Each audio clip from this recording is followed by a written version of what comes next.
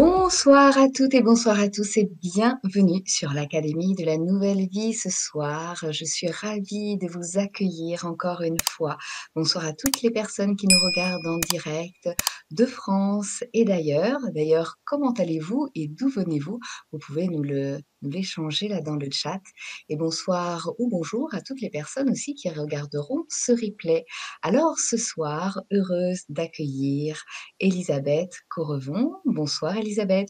Bonsoir Charlotte, bonsoir à tous.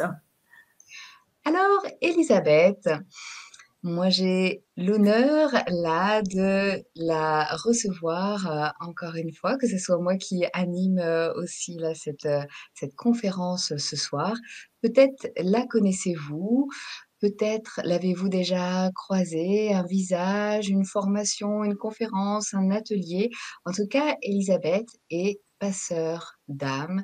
Elle est aussi recoordinatrice émotionnelle et puis géo et paragéobiologue. Elle est formatrice et conférencière. Et ce soir, c'est une conférence particulière puisque nous allons parler d'un livre qu'elle a écrit. Et oui, puisqu'Elisabeth est aussi auteure. Et ce soir, nous parlons de son livre qui va sortir là très prochainement, le 25 mai. Donc, vous allez en découvrir davantage dès ce soir en avant-première, des murs, un toit, des âmes. Est-ce que ça ne vous ferait pas penser ça à la maison, à nos lieux d'habitation qui sont habités par nous, mais aussi peut-être par d'autres âmes de l'invisible? Eh bien, c'est ce nouveau livre qu'Elisabeth, là, nous propose de découvrir ce soir, tous ensemble, qui est paru aux éditions Très Daniel. Et nous allons voir justement, comme aime le dire Elisabeth, cette maison que nous habitons finalement, c'est aussi notre maison intérieure et pourquoi nous nous sentons peut-être mal à l'aise dans certains endroits, dans certains lieux que nous habitons, mais aussi parfois que nous fréquentons, que nous visitons lors de vacances, par exemple. Et puis aussi tout ce qui peut nous empoisonner la vie dans notre quotidien. Dans cet ouvrage, Elisabeth aborde notamment le phénomène des âmes errantes et aussi, eh bien, tout ce qui peut nous affecter. Alors, nous allons en parler ce soir pour mieux comprendre le rôle des présences de l'invisible, pour savoir aussi déceler la teneur de leur message, mieux comprendre le rôle de notre habitat sur notre santé et mieux connaître aussi les différentes sources par lesquelles nous pouvons être impactés. Alors, dans ce livre, nous allons le voir, Elisabeth nous propose aussi, eh bien, nous-mêmes, d'analyser les lieux comme une pro. Un vaste programme, en tout cas dans cet ouvrage, mais aussi dans cette conférence de ce soir, puisque nous allons parler de ce livre. Alors, Elisabeth, c'est ton deuxième livre aux éditions Très Daniel. Tu as déjà écrit un premier livre, donc c'était Les guérisseurs de l'invisible. Et d'ailleurs, par rapport à ce premier livre, tu as aussi fait des conférences sur ce thème de l'invisible, de la communication transplant, hein, je m'en souviens encore avec cette formation. D'ailleurs, je vous la conseille puisque je l'ai expérimenté aussi, une formation comme le livre, claire, simple, précise, accessible, avec de l'humour et puis tout en simplicité, en facilité pour communiquer, pour passer les âmes ou bien avoir ton aide aussi pour les passer plus facilement. Et quelle est la différence que tu vois, toi, entre ton premier livre et ton deuxième livre? Alors, ils sont complémentaires, on va dire. Hein. Ils touchent on va dire, deux domaines différents, mais qui se rejoignent, hein, qui sont étroitement liés. Le premier, Guérisseur de l'invisible, il va donc expliquer aux personnes donc, désireuses d'apprendre, hein, c'est surtout ça hein, le plus important, quels sont les mondes de l'invisible, comment ils sont constitués, quels sont les différents degrés, quelle est notre implication dans les problématiques que nous rencontrons par rapport à ces âmes qui nous entourent, celles qui viennent sur nous, celles qui nous suivent partout, celles qui nous accompagnent avec bienveillance et celles qui nous posent problème et celles qui viennent exprès pour nous mettre des bâtons dans les roues, nous empêcher de nous développer, d'avancer et parfois nous pousser au pire, au fin fond des extrémités que nous pouvons nous-mêmes, comment dirais-je, exprimer dans la noirceur de notre âme. Donc les âmes sont là pour mettre en exergue les passions que nous n'avons pas encore su régler, dont on n'a pas su se délester encore. Alors quand je parle des passions, encore une fois, je ne parle pas de la poterie, de la peinture ou du cinoche. Non, non, je parle de ce qui nous constitue cette face sombre de notre être, ce que nous n'aimons pas mettre en avant, mais que notre ego va, comment dirais-je, s'évertuer à mettre en avant, ces accès de colère, ces paroles blessantes, le fait de faire payer à l'autre son propre mal-être, le fait d'être dans des, comment dirais-je, dans des ressentis de colère, de peur, de stress, de jugement, de non-pardon, voyez, et puis de voir toujours cette coupe à moitié vide plutôt que de la voir à moitié pleine, d'aimer la vie, la croquer à pleines dents, ou la voir toujours négative, de mettre tout le monde dans une espèce de spirale négative où tout le monde est con, tout le monde est laid, tout le monde est moche, le monde est tarte, tout était mieux avant, et puis maintenant c'est assez perdu, et quelle idée de vivre dans une époque aussi pourrie. Vous voyez, ces façons d'être vont faire ce que nous allons être au quotidien et ce que nous allons offrir au monde. Et les âmes, quand elles viennent sur nous, malheureusement, qu'elles le veuillent ou non, elles émettent des fréquences qui vont mettre en avant toutes ces choses qui sont sombres en nous et qui petit à petit, puisque nous sommes sur Terre pour nous en délester, vont nous quitter petit à petit, alors tout au long de cette vie et des futurs. Et donc, c'est pourquoi nous sommes, donc, ce qui est expliqué dans Guérisseur dans l'invisible, nous sommes responsables de ces âmes qui sont autour de nous parce que c'est nous qui les alimentons avec notre façon d'être. Et quand nous mourrons, eh bien, nous allons les rejoindre dans les plans parallèles, dans le bas astral, et nous allons bien sûr aller, eh bien, on va dire, grignoter les énergies des êtres incarnés comme vous et moi, et nous allons faire la même chose que ce qu'elles sont en train de faire actuellement sur nous, ni plus ni moins, se nourrir abondamment, les vider énergétiquement, comme le feraient également les bons amis que l'on voit parfois, et qui, une fois qu'on a passé 1 heure avec, on rentre chez soi, on se prend 2 cachets d'aspirine, on va se coucher parce qu'on a une tête comme une coucourge. Et c'est pareil, donc ça s'appelle du vampirisme énergétique. Donc dans Guérisseur dans l'invisible, vous allez avoir des explications dans plein de domaines qui vont vous permettre de comprendre ces mondes-là de façon rationnelle. Alors, qu'est-ce que ça veut dire rationnel?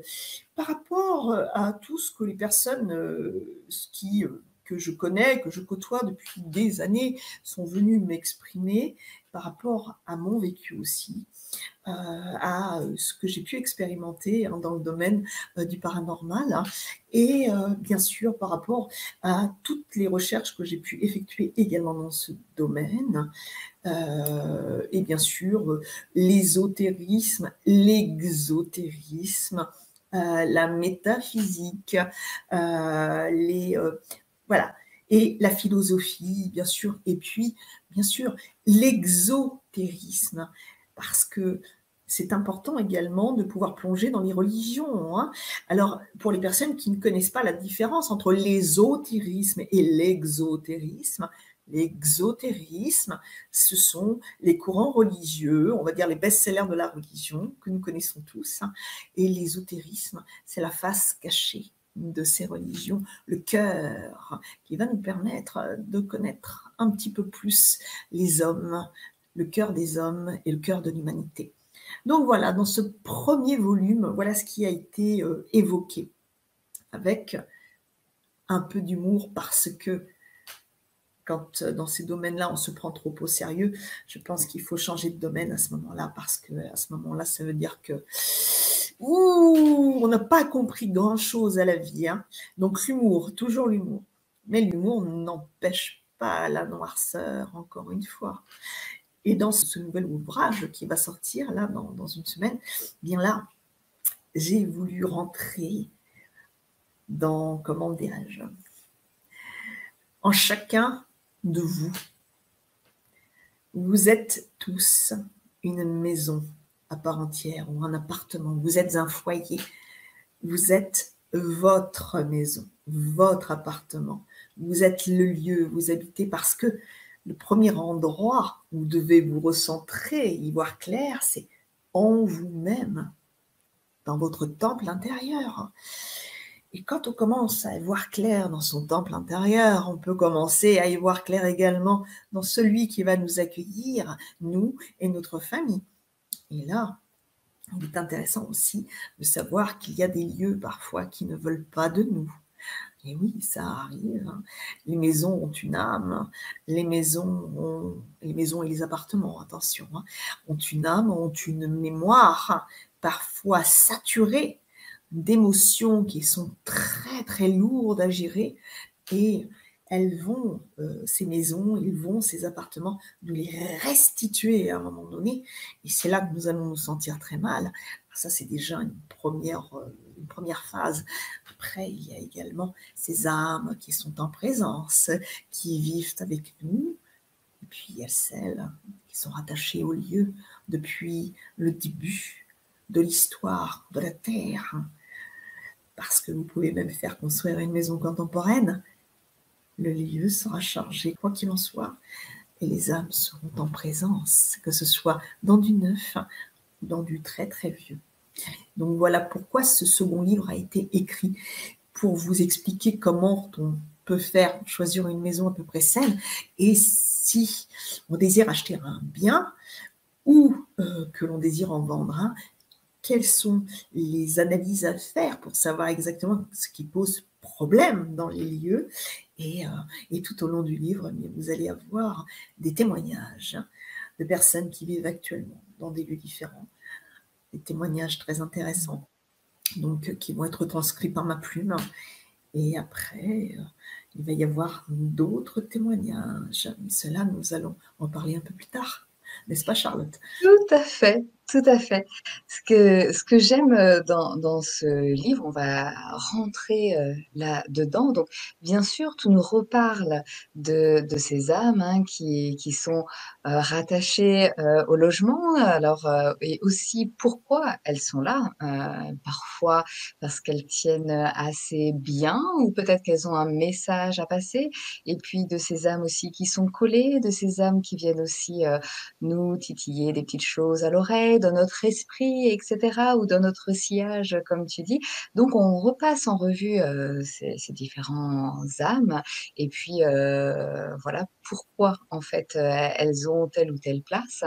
Et ce qui est intéressant là, c'est que tu as divisé ce livre en 2 parties. Alors vous allez le découvrir, hein, si vous lisez là ce livre, et d'ailleurs je vous y invite parce qu'il est, moi je l'ai trouvé très, simple, accessible, et j'aime personnellement, j'aime les histoires. Donc ça permet d'apprendre des choses, de mieux connaître, de mieux aussi nous connaître, de nous ouvrir à de nouvelles choses, tout en tout en finalement nous évadant, d'une certaine manière. Dans des histoires, on a l'impression que c'est comme des petites nouvelles. La première partie, moi je l'ai vu un peu comme ça, la première partie, sous différents angles, il y a différentes nouvelles, différentes histoires. Alors, je vais aller un peu plus dans les détails dans quelques instants, et dans ces histoires, on peut aussi, entendre ton expérience, ton vécu. Donc ce sont des personnes qui sont venues te voir, qu'elles soient incarnées ou désincarnées, et donc on a aussi toute l'histoire, du lieu. C'est très intéressant et c'est très diversifié, et donc par l'histoire, on apprend, eh bien, ce qui s'est passé, et pourquoi aussi, il y a certaines manifestations qui peuvent peuvent parfois intriguer, parfois faire peur. Et il y a dans ces histoires aussi de temps en temps du romantisme, de l'amour, de la sensualité. On retrouve différents sujets, c'est assez aussi divertissant tout en apprenant des choses. Donc ça, c'est la première partie, on va dire dans la globalité. Moi, je le résumerais, voilà, à un ensemble d'histoires, d'expériences, d'anecdotes, mais avec un fil conducteur. Vous allez voir tout à l'heure, je vais vous donner des exemples, et c'est assez intéressant comment tu passes, eh bien, de quelqu'un qui vient pour une problématique et comment les lieux vont être réharmonisés, comment tu vas discuter, parler avec les habitants du lieu incarné et les habitants désincarnés, et comment aussi trouver, eh bien, peut-être une médiation ou bien toute autre chose pour que chacun puisse aussi continuer son chemin dans plus d'harmonie en tout cas, et que ça puisse se passer pour le mieux pour tous. Et ce qui est intéressant aussi pour des personnes là qui pourraient commencer à s'intéresser à ces mondes de l'invisible, à cette communication avec les mondes subtils, et avoir aussi peut-être envie ou se sentir appelé pour passer les âmes ou pour réharmoniser les lieux, eh bien, tu nous donnes finalement, toi, comment tu procèdes. Et ça, j'ai trouvé ça génial dans cette première partie et ce premier volet, les histoires et comment tu procèdes, ton analyse et comment tu as procédé sur les lieux. Alors, petit A, petit B, petit C, voilà, j'ai fait ça, ça, ça, et voici l'analyse et voici ce qui s'est passé. Et c'est super, en fait. On a l'impression d'être avec un maître, un guide là qui nous enseigne. Donc ça, c'est la première partie. Et puis la deuxième partie, eh bien, c'est à notre tour finalement d'être aussi autonome. Donc tu nous parles de l'énergie, tu nous parles des pendules, et puis tu nous parles surtout de justement comment analyser nous-mêmes notre lieu, nos lieux dans lesquels nous nous déplaçons, et là, eh bien, il y a simplement à suivre la recette. D'ailleurs, on en reviendra à la recette. J'ai beaucoup aimé ta recette sur l'énergie. On en reparlera tout à l'heure. Et il y a ces recettes avec tous les outils. Vous allez voir dans ce livre, il y a plein de planches aussi pour travailler avec le pendule notamment, et pour questionner justement sur le lieu. Voilà comment se présente ce livre, en tout cas comment moi je l'ai perçu, résumé, deux parties. Donc on s'évade, on apprend avec plaisir, avec humour, et puis on continue à apprendre, mais là plus dans la mise en pratique. Voilà. Et ce que je trouvais intéressant à un moment donné, c'est dans la première partie, tu nous parles notamment d'anecdotes, de personnes aussi qui sont venues à toi, et notamment par rapport aux enfants. Aux enfants qui entendent peut-être des choses, qui voient des choses, et comment aussi on peut être à leur écoute, comment on peut rassurer, comment on peut voir de quoi ils ont besoin, et comment on peut les accompagner là-dedans. Et tu nous parles notamment d'une histoire, alors je crois que c'était Marie et Gaëtan, de deux jumeaux, dont un qui est décédé, voilà. Et finalement, en fait, la jumelle, Marie, qui grandit, continue, elle, à parler à son jumeau, et va en parler comme ça, notamment à la mère, aux parents par la suite, alors que eux n'en ont jamais parlé. Heu et mmh et de ce que j'ai su et de ce que tu le dis aussi, dans ton livre, c'est que tu as écrit aussi pour les enfants, justement. Est-ce que tu peux nous en dire davantage ou nous partager quelque chose justement sur ces enfants, et peut-être un conseil, même si après je vous propose vraiment de lire le livre parce que vous aurez plein d'idées aussi, puisque je vois souvent des questions passer là-dessus, des enfants qui peuvent justement dialoguer avec les mondes subtils, et puis des parents qui se demandent comment faire, Mmh. avec tout ça. Mmh. Ouais, les enfants sont extraordinaires. Comment dire? Les enfants sont des réceptacles, comme des antennes paraboliques, avec un champ d'action excessivement large, beaucoup plus large que le nôtre. Alors, ils captent des fréquences que nous ne sommes pas en mesure de capter nous-mêmes, devenus adultes, parce que quand nous étions enfants, nous, la génération des parents, eh bien, on nous disait que ce que nous étions en mesure de voir, d'avoir peur, n'était pas vrai. Alors, on nous faisait croire que ça faisait partie de nos cauchemars ou de peurs irrationnelles. Alors, je ne sais pas si vous avez vécu ça, le père ou la mère qui arrive en disant, bah tu vois, il n'y a rien dans le placard, il n'y a rien sous le lit, il n'y a rien sous le tapis, il n'y a rien. Mais non, n'aie pas peur, il n'y a rien du tout. Et là, l'enfant, qu'est-ce qui se passe? Eh bien, quand un référent, le père ou la mère, ou les deux, lui disent que ce qu'il voit, ce qu'il ressent, ce qu'il entend n'est pas vrai, l'enfant perd totalement confiance en lui. Alors, il se retrouve confronté à ses propres peurs et il n'ose plus en parler, parce que quand il en parle, on ne l'entend pas, on ne le croit pas. Au pire, on s'en amuse. Imaginez la frustration.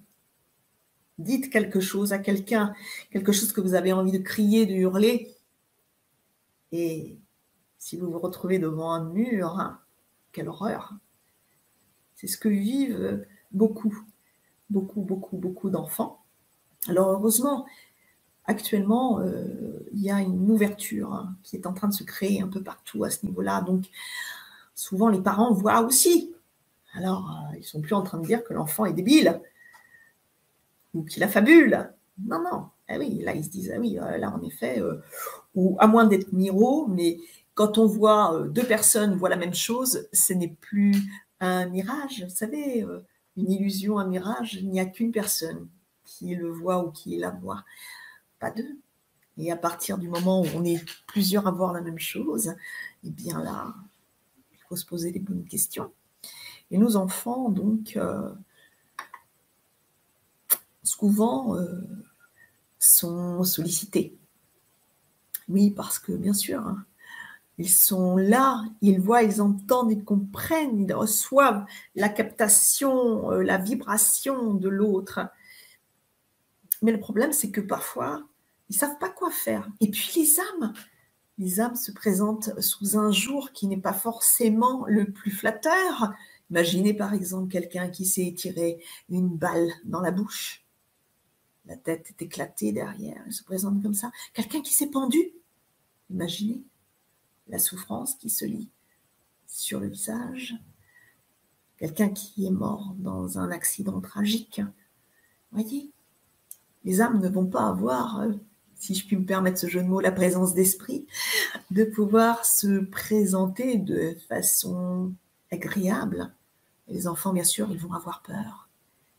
Parce que ce n'est pas forcément que les âmes sont mauvaises, c'est qu'elles sont physiquement effrayantes. Vous voyez? Alors, les enfants ont besoin d'être rassurés, ont besoin de se sentir entendus, compris, épaulés. Vous voyez? Et là, le rôle des parents, c'est de les accompagner. Et même si les parents ne voient pas, eh bien, au contraire, il faut être encore plus présent. Peut-être essayer de changer de lunettes pour mieux voir. C'est ça. Vous savez, on va chez les opticiens pour avoir une bonne vue. Le problème, c'est que souvent, même avec les plus merveilleuses lunettes que la création ait pu vous apporter, vous n'êtes pas en capacité de voir quoi que ce soit parce que l'être humain, dans sa matière, dans sa part incarnée, n'est pas en capacité de voir plus loin que le bout de son nez. C'est là qu'il est important d'ouvrir ses sens, pas seulement les 5 que nous avons, nous, dans la matière, mais les autres. Et quand un enfant vient nous voir en nous disant « Oh là là, j'ai peur, il y a quelqu'un dans ma chambre, quelqu'un qui vient me visiter, je ne sais pas quoi faire, je ne comprends pas. » ce qu'elle dit, ce qu'elle dit. C'est là qu'il faut venir. Et puis, il y a beaucoup d'enfants qui viennent se communiquer aux enfants, énormément. Des enfants en souffrance, des enfants qui sont morts dans des conditions épouvantables, des enfants Oui, qui sont dans la solitude, des enfants qui ont besoin qu'on vienne leur apporter un peu de cet amour qu'elles recherchent éperdument. Voyez, hein. et, euh, et là, nous, en tant qu'incarnés, on est là pour apporter tout ça à nos petites têtes blondes, mais aussi à ceux qui ne sont plus. Parce que l'amour n'a pas de frontières. C'est juste l'amour. merci Elisabeth. C'est ça. Et dans cette première partie, justement, tu nous questionnes sur est-ce que nous sommes les seuls hôtes de notre lieu de vie? Et aussi sur le fait de l'importance de se questionner, de mener son enquête avant de louer, avant d'acheter, avant d'habiter dans un lieu. Mais combien sommes-nous à ne pas faire cela? Oh Sûrement très oui, nombreux, la oh plupart, la général. Après, je pense qu'on peut le peut-être aussi, à certains moments le sentir, mais finalement, on est aussi parfois transporté par ce que tu nous dis, hein, l'environnement, la beauté du lieu et puis on se laisse, embarquer là-dedans dans une nouvelle, aventure. Mais comme tu nous dis aussi, eh bien, on peut aussi en payer le prix de la précipitation. Heu et certains ont vu, justement leur vie basculer. Tu nous donnes, le témoignage, de Léo et de sa famille. Donc on parle encore, d'un enfant, Léo, 9 ans, qui voit justement une petite fille qui vient la nuit, qui vient près de lui, qui pleure et qui n'est pas bien et à un moment donné, elle va comme l'appeler à l'extérieur et là, je vous donne pas la suite, vous le découvrirez dans le livre, justement, on va voir ce qui va se passer et on va voir aussi comment les parents vont être interpellés et comment, eh bien, il en fallait de peu pour que ça tourne presque au drame et de voir justement l'importance, eh bien, après d'être à l'écoute de ces lieux, à l'écoute de ces différents habitants, de son histoire et harmoniser, cela. Et justement, est-ce que c'est possible d'harmoniser tous les terrains, tous les lieux? Et même si on n'a pas forcément d'informations, sur, ce qui a pu se passer? alors, oui, on peut harmoniser. Encore une fois, un lieu, il va y avoir différents aspects. Il va y avoir donc, si on part au niveau géobiologique, il va y avoir tout ce qui est d'aspect tellurique. Ce sont les énergies qui viennent des profondeurs dans la Terre. Donc, ces énergies-là, ça va être des réseaux Hartmann, Curie, Grand Global, Ligne de lait, des tas de choses comme ça qui viennent des profondeurs de la Terre. Les cheminées cosmotelluriques, des choses qui vont interférer avec nos propres ondes. Il faut bien comprendre. Nous sommes des microcosmes au milieu du macrocosme. C'est le microcosme qui crée le macrocosme. Le macrocosme n'est fait que de microcosmes. Hein. C'est pareil pour ce qui est de nous. Nous émettons des fréquences. À chaque instant qui passe, nos énergies chantent. Elles chantent, elles émettent un message selon notre humeur, le chant des émotions, cette aura qui est merveilleusement colorée et qui est en mouvement perpétuel, c'est une fréquence. Et dès lors que nous avons, par exemple, des fréquences qui viennent de la Terre, elles vont rentrer en interférence. Donc, hein. Et puis après, il va y avoir les fréquences qui vont venir de ce qui a été créé par la main de l'homme.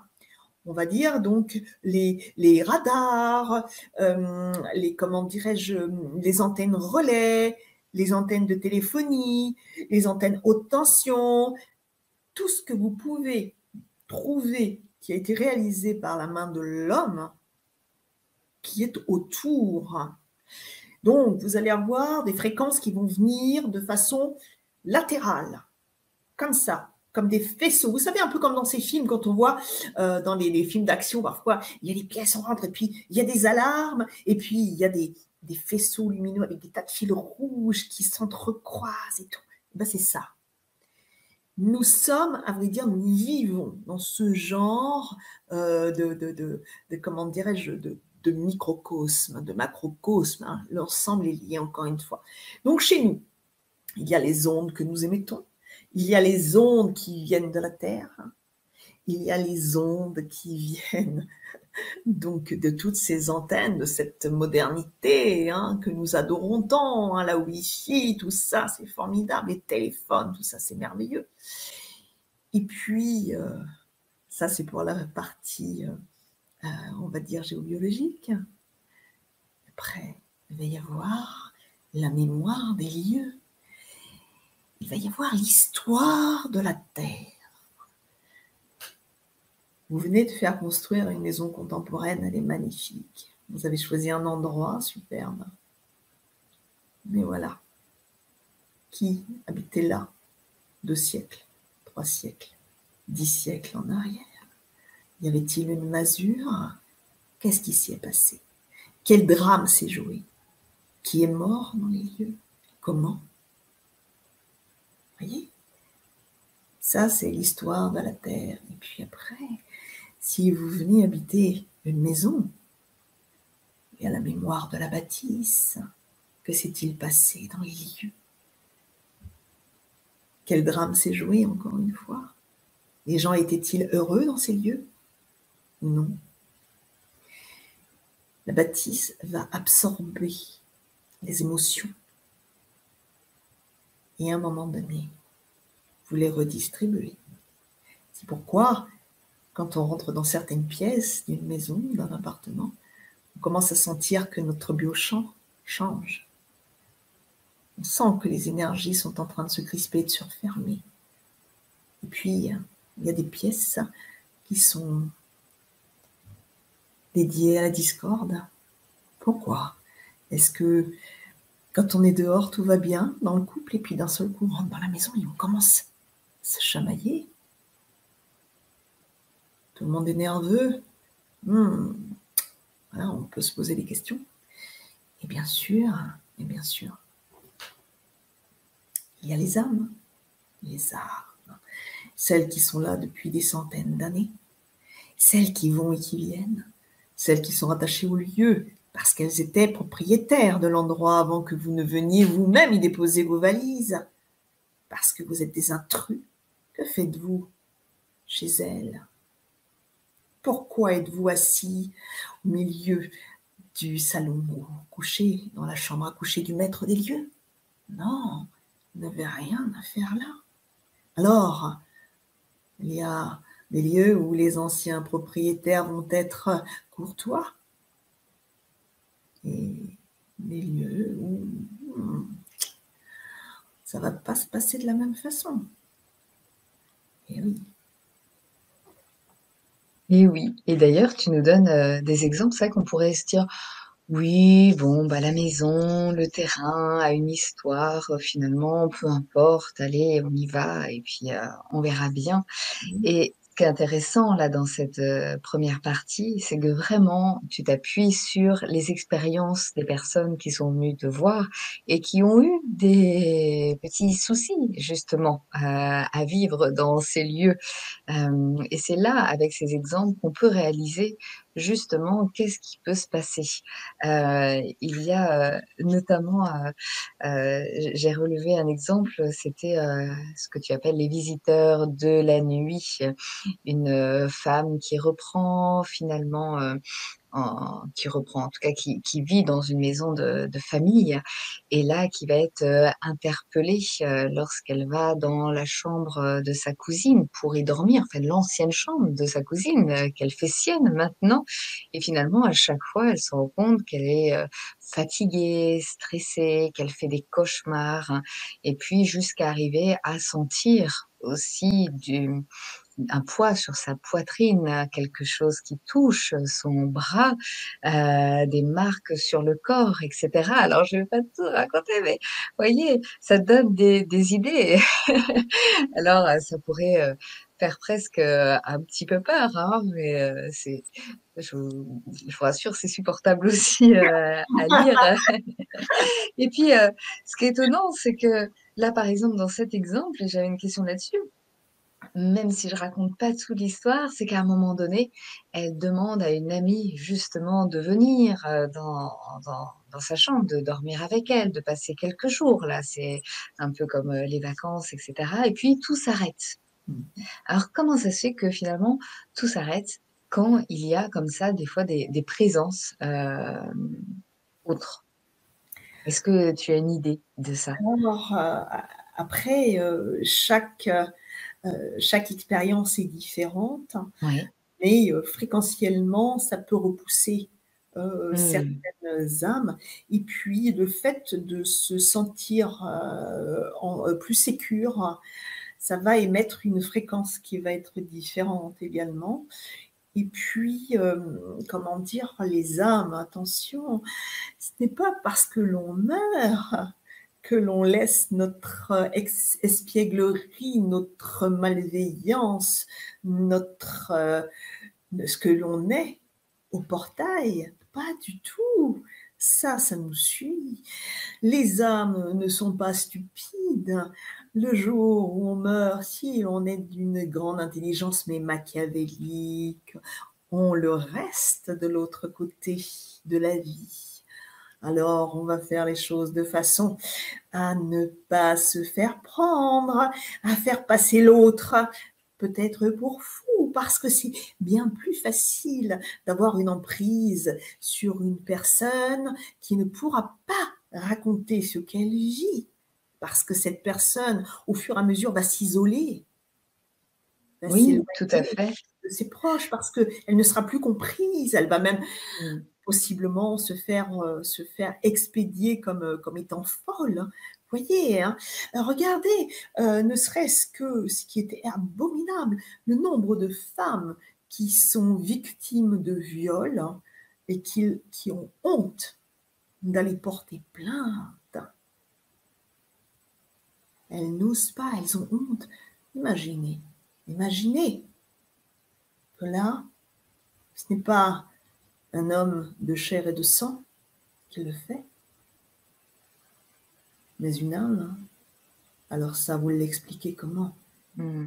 Comment vous voulez trouver les mots devant quelqu'un, qui, va se penser, à vrai dire, au-dessus du panier en disant: «Moi, je suis cartésien». Mmh, attention, ces choses-là, c'est pour les gens qui sont fous ou perchés. Non, cette femme raconte des histoires, des élucubrations de folle et pourtant Oui.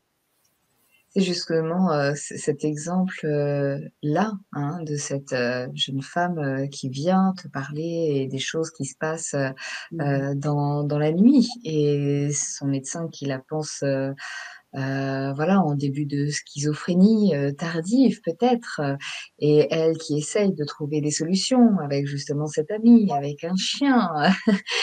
Et puis après vous découvrirez, le reste, de l'histoire, jusqu'à ton analyse justement et comment tu as, voilà, procédé pour, harmoniser, pour que les choses aussi, et bien reprennent, leur place et qu'elles puissent aussi être libérées, de ça, parce qu'on va voir qu'il y a des rebondissements dans cette histoire, justement, et de justement pouvoir s'en sortir, et c'est ce que tu nous racontes dans cet exemple.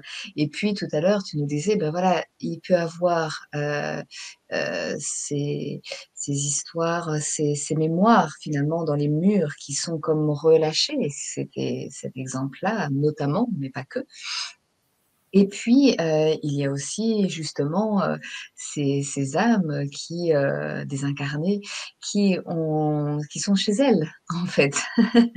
Et pour elles, elles sont chez elles. Et il y avait un exemple, ah, je me rappelle plus du prénom, mais cette histoire-là que tu racontes dans ton livre avec, justement je vous donne juste une petite partie pour que vous puissiez imaginer comme quoi des fois ça tient aux petits détails. Ce détail de la télé, de l'âme qui est désincarnée et qui ne veut pas, regarder Hein? et et l'âme incarnée, elle, la femme, veut, regarder, son programme, en paix, sans que la télé, saute, sans que ça s'arrête, et pareil pour les lumières, et souvent ça se manifeste aussi, comme ça, Oui, et de voir ce que je trouve intéressant, c'est comment tu vas, dialoguer et jouer ce rôle de médiateur entre les 2, puisque justement c'est trouver un terrain d'entente. Et il y a l'âme désincarnée qui peut faire un pas, mais il y a aussi, la femme incarnée qui doit aussi en faire un, et ça tu le montres bien.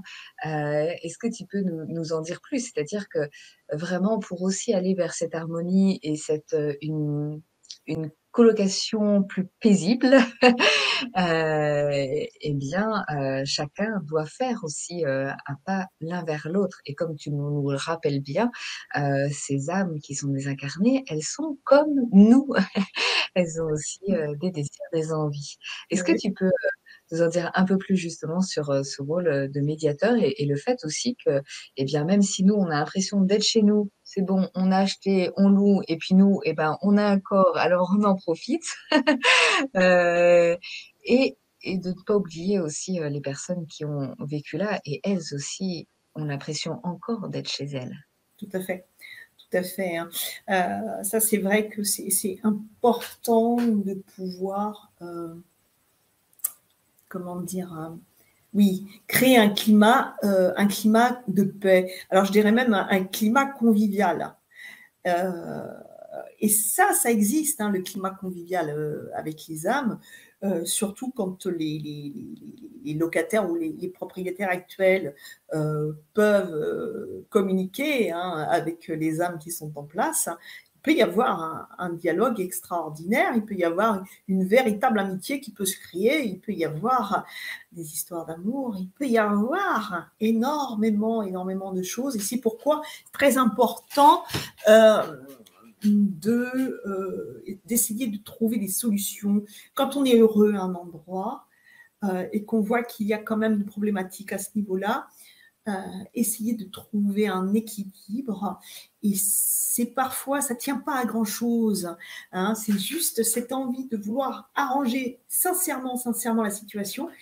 Et quand il y a ce ressenti là au niveau, de certaines âmes, attention, je ne dis pas toutes, hein, pas toutes, hein, mais pour celles qui sont suffisamment éveillées pour pouvoir, voilà, parlementer, avec bienveillance et bien vouloir également faire quelques concessions, bien, on peut en effet, résoudre des problématiques, et faire que, ben voilà, jusqu'au jour où on pourra les aider à rejoindre les plans de lumière, bien pouvoir, échanger, partager, grandir ensemble, parce que les âmes, elles sont aussi là pour nous faire grandir, au même titre que nous sommes là pour les aider à grandir, hein.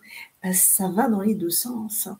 Et puis, n'oublions pas que nous avons encore une fois été bien, bien, bien des fois à leur place, et que possiblement nous y serons encore bien des fois. Mmh. Alors, je vais continuer justement sur, ces exemples, et puis après je lirai aussi, la question là de Valérie. Juste avant, quand même, pour rappeler que c'est une soirée, on pourrait dire, spéciale par rapport aux conférences que nous faisons d'habitude, vu qu'Elisabeth, là, nous parle de ce deuxième livre qu'elle a écrit, donc Des murs, un toit, des âmes. Et elle nous fait l'honneur d'être là et surtout aussi de vous proposer de discuter de ce livre un peu plus amplement avec elle lors d'un atelier le 28 juin. Alors vous allez me dire, oui, on en parle déjà là, finalement. Je donne quelques exemples. Bon, à quoi ça pourrait servir? Eh bien, à aller plus loin. Est-ce que ça vous est pas déjà arrivé de lire un livre et puis de se dire, ah mais tiens, là, quand même, je comprends pas forcément ce que l'auteur a voulu dire et puis on n'a pas forcément l'auteur à côté de soi. Eh bien là, vous l'avez. Elle est à côté de vous et elle pourra répondre à vos questions. D'autant plus par rapport à la deuxième partie, puisque là, la première partie, voilà, c'est des histoires. Vous allez peut-être avoir des questions sur justement comment elle a fait pour harmoniser les lieux, sur ce process, etc. Et la deuxième partie, c'est vraiment vous, comment vous allez pouvoir aussi harmoniser vos propres lieux, comment vous allez pouvoir utiliser le pendule, comment vous allez pouvoir utiliser tous les outils qu'Elisabeth vous donne. Et il y en a. C'est vraiment, j'ai eu l'impression là que c'était une formation pour être harmoniseuse presque de lieux. Donc, vous avez dans vos mains un livre qui vous permet et d'un et d'une de vous divertir de manière plaisante, avec humour, avec aussi différentes histoires réelles, des expériences, de voir aussi comment aussi Elisabeth a vécu certains moments, comment c'est passé au niveau des ressentis, comment aussi elle a fait pour harmoniser les lieux. Et en même temps, vous avez dans vos mains, eh bien, un guide, comme une formation pour aussi aller plus loin, vous, dans vos ressentis, pour questionner le lieu et pour l'harmoniser. Et c'est là où c'est intéressant, c'est qu'après, eh bien, une fois que vous avez décortiqué, agencé à l'intérieur de vous ce que vous avez appris et mis en pratique, eh bien, vous allez pouvoir poser des questions à Elisabeth. Et même si c'est le début, même si vous commencez juste à lire cette deuxième partie, vous pouvez commencer à poser des questions sur des choses ou peut-être demander un peu plus de détails, d'explications, d'exemples, etc., etc. Voilà ce qu'Elisabeth nous propose le 28 juin. Mais peut-être que tu as quelque chose à rajouter par rapport à cet atelier. Moi, c'est la manière dont je le vois. Est-ce que toi, tu as quelque chose à rajouter par rapport à cela? Alors oui, justement, ce que tu étais en train de dire, c'est très juste. Dans ce livre, je vous apprends comment faire une analyse des lieux. Donc, c'est vraiment une analyse poussée. Alors, sur ce qui est le plus répandu, c'est-à-dire qu'on ne va pas faire non plus une analyse qui va vous entraîner dans des choses qui vont durer, parce que ça peut durer longtemps, une analyse, avec, au vu de tout ce qu'il y a à chercher. Mais là, on va aller au principal, le plus important. C'est ce qui va vraiment vous donner la couleur, la note, pour vous dire est-ce que je suis dans un endroit sain ou pas. Parce que tout à l'heure, par exemple, on a parlé des ondes qui viennent donc par rapport aux antennes, on a parlé des ondes telluriques, on a parlé de la mémoire, de la bâtisse, on a parlé des âmes, mais on n'a pas parlé des toxiques. Vous voyez, ces toxiques qui sont enterrés ou qui ont été enterrés il y a longtemps, il y a des dizaines d'années, dans les profondeurs de la Terre où vous vous situez, et qui émettent voilà, des émanations dangereuses, de la radioactivité. Il y en a de plus en plus des lieux comme ça chargés en radioactivité, des émanations de produits vraiment nocifs pour la santé, qui font qu'on a des allergies, comment dirais-je, qu'on déclenche des maladies. Vous voyez, tout ça, c'est un ensemble de choses. Donc, cette analyse va vraiment vous expliquer ce qu'il peut y avoir. Vous allez pouvoir faire vraiment une investigation. Tout à l'heure, c'est ce que tu disais, Charlotte, au début du livre. Je vous explique pourquoi il est important de partir en quête d'investigation et de faire une enquête d'investigation. Et là, il va y avoir des tas de conseils qui vont vous permettre d'y voir beaucoup plus clair, hein.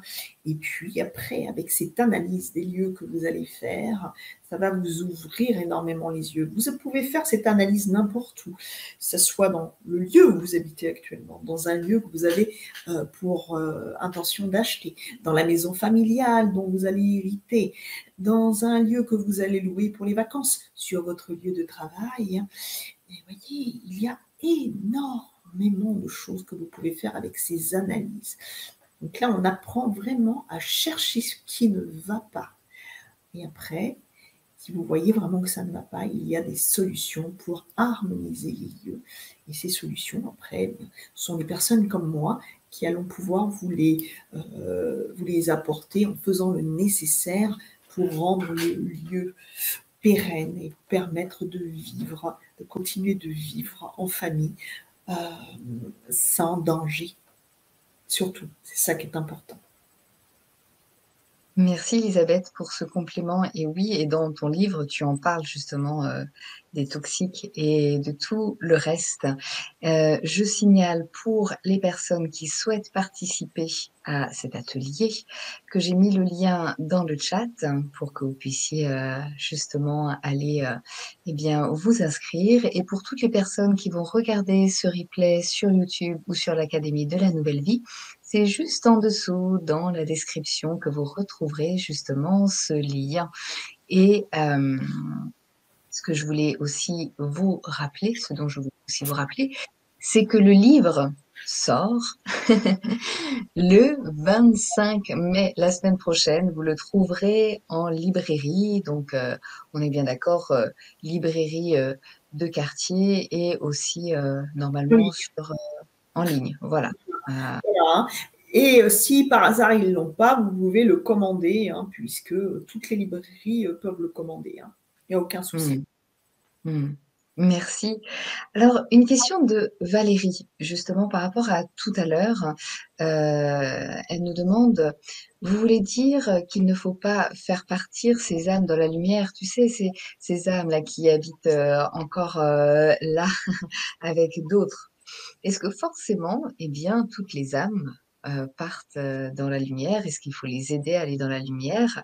Ça, vous pouvez aussi faire référence aux autres conférences qu'Elisabeth a fait et aussi à ses autres formations. Et je te laisse répondre. Alors, aider, oui, pas contre la volonté. Imaginez, on va vous dire, ah, c'est pour votre bien, il faut que vous alliez à l'hôpital, c'est pour votre bien. Mais non, je vais très bien. Et si, on va à l'hôpital, c'est pour votre bien. Non, non, non, non, non. Eh bien, c'est pareil. Il y a des âmes qui ne sont pas prêtes à monter. On ne va pas les forcer. Ça ne servirait à rien. À partir du moment où elles sont là et que tout va bien, pourquoi les faire monter? Ce sera à un moment donné le cas. Un jour, elles monteront, comme on l'a fait nous aussi. Mais on ne peut pas obliger. Obliger, ce n'est pas bien. Obliger, ça ne fonctionne pas. Donc, non, on est là, on est bienveillant, on accompagne, et puis un jour, oui, si on peut aider, bien sûr, on le fait. Alors, quand on fait une harmonisation des lieux, on va faire monter les âmes qui sont prêtes à monter, et on va raccompagner chez elles les âmes nocives pour pérenniser, encore une fois, le lieu. Mais on n'obligera personne. Non, non, non, non. Il y a, encore une fois, certains lieux qui ne voudront pas de vous. Vous pourrez faire tout ce que vous voulez. Ça ne fonctionnera pas. Alors bien sûr, des lieux comme ça, il y en a quelques-uns, mais en majorité, l'harmonisation des lieux se passe plutôt bien. Hein, c'est assez probant, cette harmonisation des lieux. Moi qui en fais depuis des années, j'en fais un peu partout dans le monde. Et les gens, une fois que c'est fait, se soufflent, se remettent à vivre. Et c'est important. Mais encore une fois, le 100% n'existe pas. La perfection n'existe pas. Et c'est tant mieux. Parce que c'est grâce aux imperfections que l'on peut mettre en avant justement toute la beauté et la lumière du monde. Donc, encore une fois, si c'est pas le moment, c'est pas grave, ça viendra un jour. Et puis voilà. Mais ce qui est important et ce qui est sûr, moi, c'est ce que j'exprime dans le livre. Quand vous avez fait le nécessaire, mais qu'un endroit ne veut toujours pas de vous, ne restez pas. Ou alors, ça sera à vos risques et périls. Oui, et ça, tu nous le redis plusieurs fois dans le livre et aussi en guise de conclusion. Ne pas insister, Oui, voilà, si un lieu ne veut pas de vous, eh bien, trouvez-en un autre. Il y en a aussi, plein d'autres, bien sûr, dans bien sûr. lesquels vous serez aussi plus serein. Et pareil, tu nous parles, aussi, de tous ces vortex, des portes qu'on ouvre comme ça vers, les mondes subtils, des dangers, notamment avec un exemple, c'était des jeunes filles, des enfants, qui se Le Ouija. sont offrir, voilà, le Ouija et ces portes, que l'on ouvre, sans en avoir conscience, et on ne sait pas après, qui en effet rentre et on aura besoin, d'aide parfois pour justement, refermer ces portes et vivre plus sereinement. C'est intéressant aussi dans le livre, finalement, d'une certaine manière, il y a des mises en garde aussi par rapport, à ça et à faire attention à certaines choses. Donc tu nous montres à quoi aussi, faire, attention et tu parles, il y a une histoire, qui est assez, touchante, c'est par rapport aux enfants perdus. Je reviens aux enfants, hein, c'est, ce soir, et notamment par rapport, aux avortements. C'est vrai qu'il y a aussi souvent des questions par rapport, à cela, et des âmes, en errance Mmh. et j'ai bien aimé une phrase, par rapport à ce que tu disais, c'était, que parfois les mises en garde sont des mots d'amour dissimulés. Parfois on nous met en garde par rapport à certaines choses et finalement c'est de l'amour derrière. Et là, l'exemple que tu donnais, enfin, de cette, femme, qui, avait eu qui avait décidé, un avortement, voilà et une deuxième fois, en quelques mois après, voulait refaire la même démarche jusqu'à ce qu'elle sente, qu'autour, depuis ce premier avortement, il y avait des choses qui se manifestaient dans son habitat. Voilà et puis qu'elle ait à un moment donné une réponse et que là, eh bien, ça change toute la donne et je vous invite vraiment à lire, cette histoire. C'est à peu près à la moitié du livre, que j'ai trouvé, très touchante aussi, de voir comment, ces âmes aussi d'enfants, décédés peuvent aussi se manifester et comment ça peut faire évoluer aussi notre point de vue sur les choses et faire, accueillir, l'amour davantage, dans notre, vie et tu nous parles aussi à un moment donné, de du choix de réincarnation. Mmh. Est-ce que tu peux nous en dire, davantage?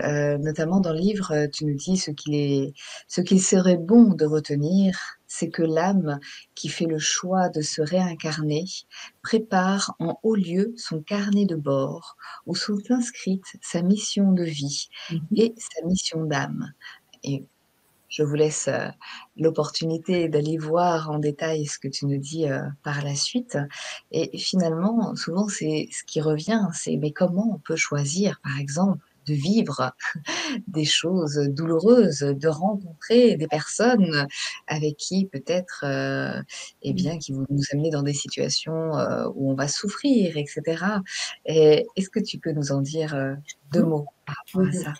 Alors, ce qu'il faut comprendre, hein,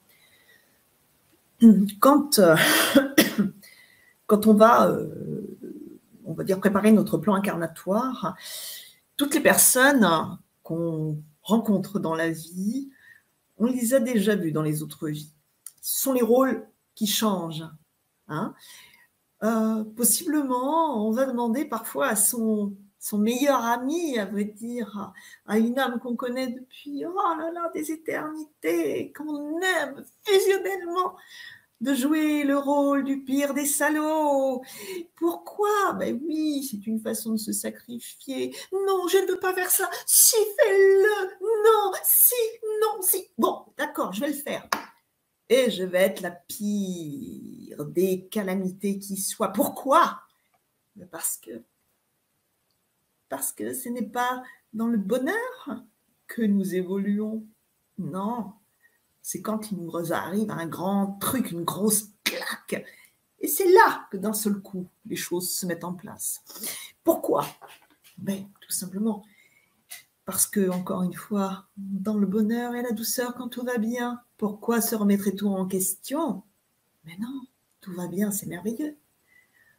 Qui sommes-nous, à vrai dire? Est-ce que nous pouvons savoir qui nous sommes dans le bonheur, dans la douceur? Non. Ce sont dans les moments difficiles qu'on commence à savoir de quel bois on est fait. Comment est-ce qu'on va s'ouvrir? Comment est-ce qu'on va se fermer? Qui on est vraiment? Est-ce qu'on va baisser les bras? Non. Est-ce qu'on va y aller? Faire que, on va mettre des actions en place pour faire bouger les choses.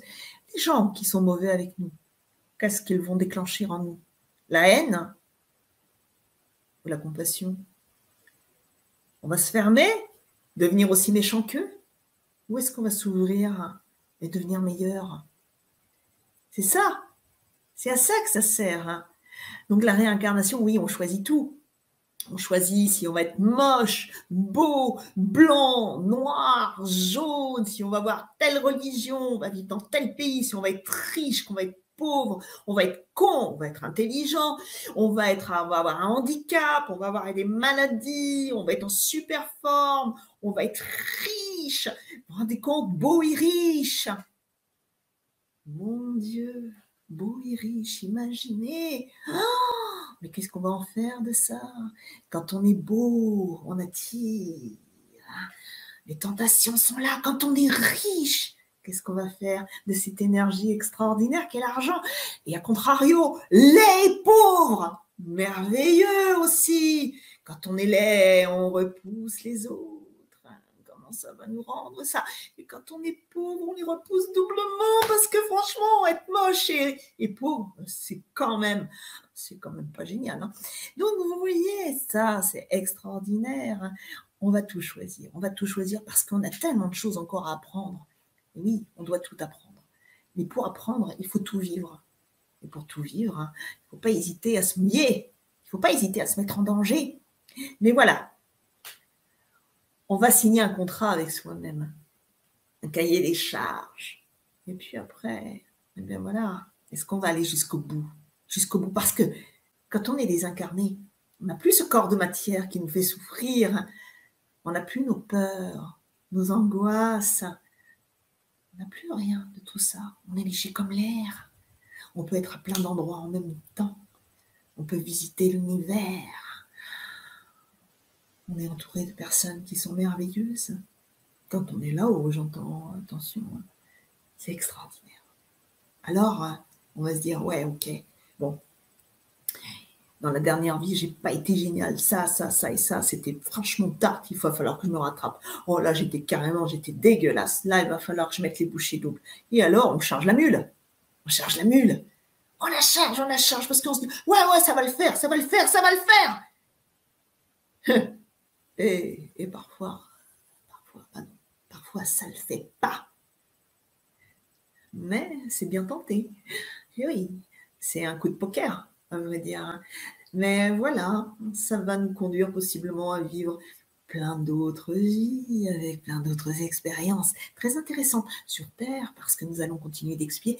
Et puis un jour, on va passer le cap, on va monter, on va passer à un degré supérieur, on ne viendra plus sur Terre, on sera ailleurs pour continuer d'expérimenter dans un endroit beaucoup plus cool. Ah, ça va être génial.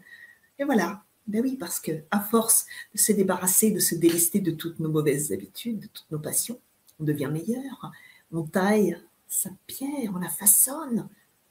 Et alors, bien sûr, on n'a plus besoin de vivre les mêmes choses. Ça devient plus doux, plus confortable. Et puis, il y a tellement plus d'amour. L'amour rayonne. C'est ça l'objectif, le chemin de vie, le chemin d'âme, la mission de vie, la mission d'âme. La mission de vie, c'est d'aller jusqu'au bout de ce qu'on s'est fixé, de regarder dans une direction qui va nous amener sur le chemin qui mène à la lumière, nous réaliser pour essayer d'être heureux. Et la mission d'âme, eh bien, ça va être de tout faire pour grandir, pour élever notre conscience et pour passer à un degré supérieur, tout simplement. Mmh. Merci Elisabeth. Alors, vous voyez, je vous ai donné quelques exemples là, justement, d'histoires que tu nous relates dans ton livre. Il y en a plein d'autres, justement, des histoires, des échanges aussi avec les défunts et notamment toute une partie aussi avec les meurtriers, les assassins. Et j'ai trouvé ça très intéressant aussi, eh bien, de s'ouvrir, comme tu dis, eh bien, on peut basculer d'un moment à l'autre dedans. En fait, aussi, on peut s'y retrouver, que ça soit dans cette vie ou dans des vies, d'autres espaces-temps, d'autres vies. Et puis, on est aussi finalement des assassins, parfois aussi d'une autre manière dans notre vie quotidienne. Donc, c'est vraiment aussi inspirant pour s'ouvrir davantage et dans la compassion, dans l'amour. Donc que ça soit ces exemples-là, d'autres échanges que tu as eus, tu nous parles aussi, pareil, c'est vrai que je l'avais déjà vu parfois dans des reportages. Il y a des personnes comme ça qui vont à la découverte des maisons laissées, abandonnées. Euh, ce n'est pas. C'était comment? Il y avait un dessin animé comme ça, ou un film C'est qui l'urbex. traque L'urbex. oui, oui, mais aussi, je pense à un dessin animé ou un film qui traque là les fantômes, et cetera. Et c'est un peu ça. Ghostbusters. Oui, c'est ça. Et donc, tu nous relates les différentes histoires, voilà, qu'ils t'ont partagées. Et c'est intéressant, en fait, c'est vraiment très diversifié. Et on apprend là à connaître, eh bien, les différentes, finalement, coutumes, les différentes manières de voir la vie par ces différentes âmes, par ces différentes expériences, les différentes histoires des lieux.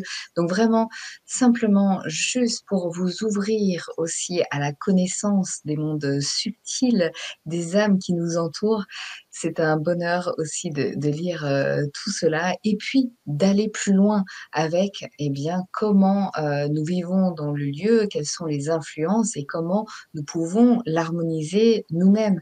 Donc, tu nous parlais du terrain, des âmes, des incarnés, des toxiques et tu nous passes en revue dans ton livre, eh bien, les différentes étapes avec tous les outils, l'échelle du pourcentage, on a aussi, eh bien, tous les échelles environnementales, etc. Tout ce qui est par rapport aux eaux souterraines, aux matériaux, à l'électromagnétisme, aux générateurs électriques. Enfin, il y a vraiment tout est passé en revue. Vous avez tous les outils. Il n'y a plus qu'à. Il n'y a plus qu'à aller découvrir et voir aussi. Après, vous en faites ce que vous voudrez finalement, mais toutes ces influences qu'il y a, ces influences du lieu et comme tu nous parles aussi, ces influences de notre propre énergie, de notre équilibre, de notre vibration. Tu en parles et je vous laisse découvrir la recette que tu donnes de la haute vibration. J'ai adoré cette recette-là. Je la garde la secrète. C'est un petit bijou. Regardez cette recette haute vibration pour justement augmenter et être dans cette vibration là qui vont aussi participer à l'harmonie aussi des lieux. Et discutons-en. Rejoignez-nous le 28 juin pour échanger par rapport à cette lecture. Qu'est-ce qui vous a interpellé? Est-ce que vous avez des questions? Est-ce que vous avez envie d'aller plus loin? Eh bien, ça sera l'opportunité. Profitez-en. Elisabeth, là, nous propose aussi ce temps qui est un temps assez rare. Donc, le lien est dans le chat et en dessous en description pour nous rejoindre. Et Elisabeth, je te laisse si tu veux bien, terminer cette conférence, peut-être qu'il y a des choses que tu avais aussi envie de dire que je n'ai pas abordées. Là, il y avait un temps un peu défini. Parce que je pourrais encore en parler. J'avais pris des notes, j'ai encore quelques pages, des extraits, et en même temps, il y aurait tellement à dire. Est-ce qu'il y a quelque chose, toi, que tu as envie de rajouter? Que j'ai pris beaucoup de plaisir à écrire ce livre et que je remercie bien sûr mes patients qui sont venus me partager leur expérience afin que je puisse également un peu résoudre les problématiques. Et puis je remercie les âmes qui ont bien voulu se prêter au jeu. Parce que, voilà, qu'il faut bien comprendre, c'est que j'ai pu, en écrivant ce livre, converser avec les morts et les vivants. Et c'est une riche expérience. Alors oui, ce livre, il est intéressant parce que chacun y exprime son point de vue, chacun y exprime son histoire, un peu de vécu, des fragments d'histoire. Des fragments d'histoire qui ont une importance capitale parce que bien souvent, quand on vient dans un lieu, on a oublié l'histoire de la Terre, on a oublié ceux qui ont vécu à l'endroit même où nous nous trouvons, comme ceux qui viendront peut-être 200 ou 300 ans dans le futur, nous auront oublié. Mais à vrai dire, tout ce que nous avons à partager, à transmettre, est d'une importance capitale. Nous valons la peine qu'on se souvienne de nous, au même titre que ceux qui sont morts et qui ont vécu dans ces lieux valent la peine qu'on se souvienne d'eux. Donc voilà, ce livre est un recueil d'amour. Parfois, ça fait un peu peur, parfois ça fait rire. C'est la vie, c'est la vie. C'est la vie des morts et des vivants. Donc, tout confondu. Alors, merci à eux et puis merci à vous qui êtes venus ce soir à cette conférence et puis qui peut-être liraient ce livre. En tout cas, si c'est le cas, je vous souhaite une belle lecture et puis de changer peut-être votre façon de voir les mondes de l'invisible. Merci beaucoup, Elisabeth. Merci pour ces partages et pour cette opportunité aussi de découvrir davantage. Grâce à ces âmes, merci à toutes ces âmes, justement, qui se sont ouvertes pour que ça puisse être aussi transmis. Et, et voilà, on arrive à la fin. C'était un plaisir de partager ce moment avec toi, avec vous. Et je vous invite à nous rejoindre le 28 juin pour continuer et aller plus loin. Voilà. Et en attendant, eh bien, je vous souhaite une excellente soirée et une excellente continuation à vous tous. Et je vous embrasse. Et Excellente à soirée à tous. bientôt. Merci Charlotte, merci à vous tous. Au revoir. Merci.